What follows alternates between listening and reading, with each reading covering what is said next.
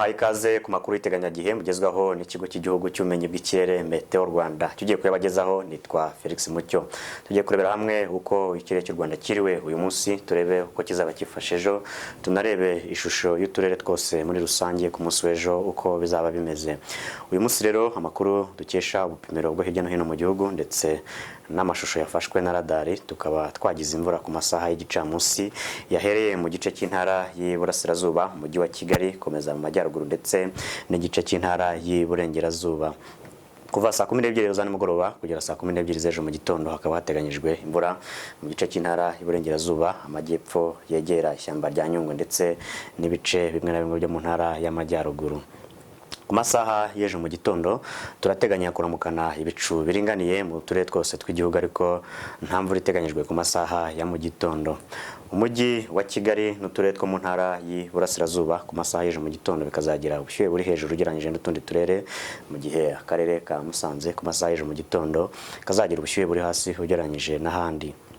Ku masaha rero y'igicamunsi ku munsi w'ejo hakaba hateganyijwe imvura nkeya mu gihugu hose. Uturere two mu ntara y'Iburasirazuba tukazagira ubushyuhe buri hejuru n'umujyi wa Kigali ndetse n'akarere ka Rusizi.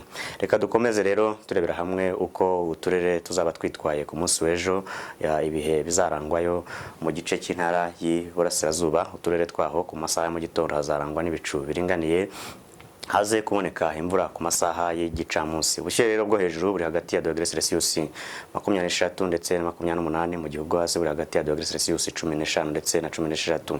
Uturere rero two mu ntara y'Amajyaruguru ku munsi w'ejo naho mu masaha mu gitondo hazarangwa n'ibicu biringaniye ndetse n'imvura nkeya ku masaha y'igicamunsi. Ubushyuhe bwo hejuru buri hagati ya dogere Celsius 23 ndetse na 25. Akarere rero ka Burera kakazagira ubushyuhe buri hasi ugereranyije n'utundi turere two mu ntara y'Amajyaruguru ku munsi w'ejo. Uturere rero two mu majyepfo ku munsi w'ejo tuzagira natwo ibicu biringaniye ku masaha ya mu gitondo ndetse n'imvura nkeya ku masaha y'igicamunsi. Ubushyuhe bwo hejuru buri hagati ya dogere Celsius 26 ndetse na 27, mu gihugu hasi buri hagati ya dogere Celsius 14 ndetse na 16. Uturere rero two mu ntara y'Iburengerazuba ku munsi w'ejo n'ubundi naho hari ibicu biringaniye ku masaha mu gitondo n'imvura nkeya ku masaha y'igicamunsi. Ubushyuhe bwo hejuru buzaba buri hagati ya dogere Celsius 24 ndetse na 26. Akarere rero ka Nyabihu nk'uko bigaragara kakazagira ubukonje buri hasi ugereranyije n'utundi turere. Ku munsi w'ejo rero mu Rwanda izuba rizarasa saa 12:01 ku masaha mu gitondo, ibirenge saa 12:20 ku masaha ya nimugoroba. Mamukeho mugire umugoroba mwiza.